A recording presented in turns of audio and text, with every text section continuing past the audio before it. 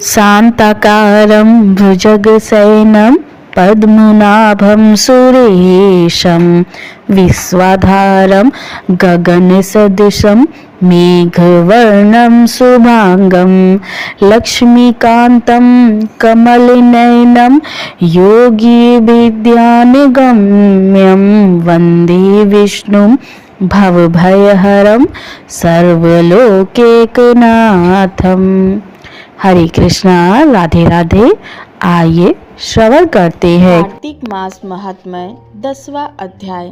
राजा पृथु बोले, हे ऋषि श्रेष्ठ नारद जी, आपको प्रणाम है। कृपया अब आप यह बताने की कृपा कीजिए कि जब भगवान शंकर ने अपने मस्तक के तेज को क्षीर सागर में डाला तो उस समय क्या हुआ।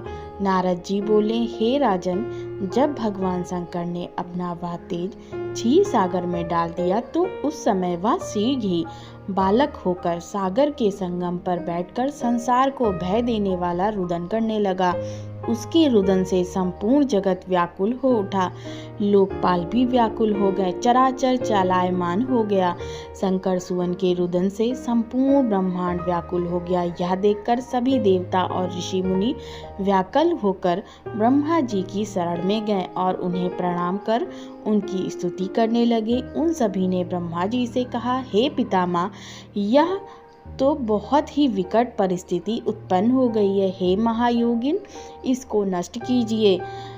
देवताओं के मुख से इस प्रकार सुनकर ब्रह्मा जी सत्यलोक से उतरकर उस बालक को देखने के लिए सागर तट पर आए। सागर ने ब्रह्मा जी को आता देखकर उन्हें प्रणाम किया और बालक को उठाकर उनकी गोद में दे दिया। आश्चर्यचकित होते हुए ब्रह्मा जी ने पूछा, हे सागर, यह बालक किसका है?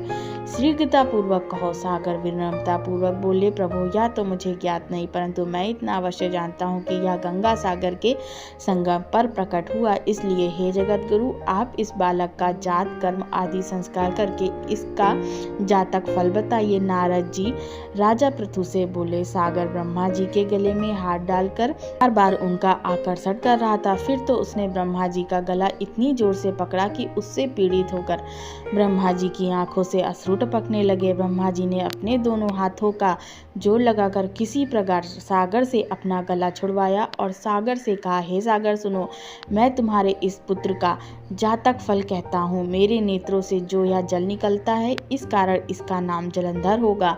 उत्पन्न होते ही यह तरुणावस्था को प्राप्त हो गया है, इसलिए यह सब शास्त्रों का पारगामी, महापराक्रमी, महावीर, बलशाली, महायोद्धा और रण में विजय प्राप्त करने वाला होगा। यह बालक सभी दैत्यों का अधिपति होगा।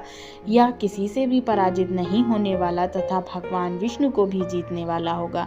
भगवान शंकर को छोड़कर यह सबसे अवधेय होगा। जहाँ से इसकी उत्पत्ति हुई है, यह वहीं जाएगा। इसकी पत्नी बड़ी पतिव्रता, सौभाग्यशालिनी, सर्वांग सुंदरी, परम मनोहर, मधुरवाणी बोलने वाली तथा शीलवान होगी। सागर से इस प्रकार कहकर ब्रह्मा जी ने शुक्राचार्य को बुलाया और उनके हाथों से बालक का राज्याभिषेक कराकर स्वयं अंतर्धान हो गए। बालक को देखकर सागर की प्रसन्नता की सीमा न रही।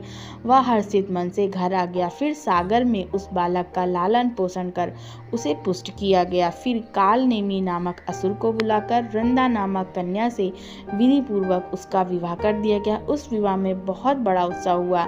श्री शुक्राचार्य के प्रभाव से पत्नी सही जलंधर दैत्यों का राजा हो गया।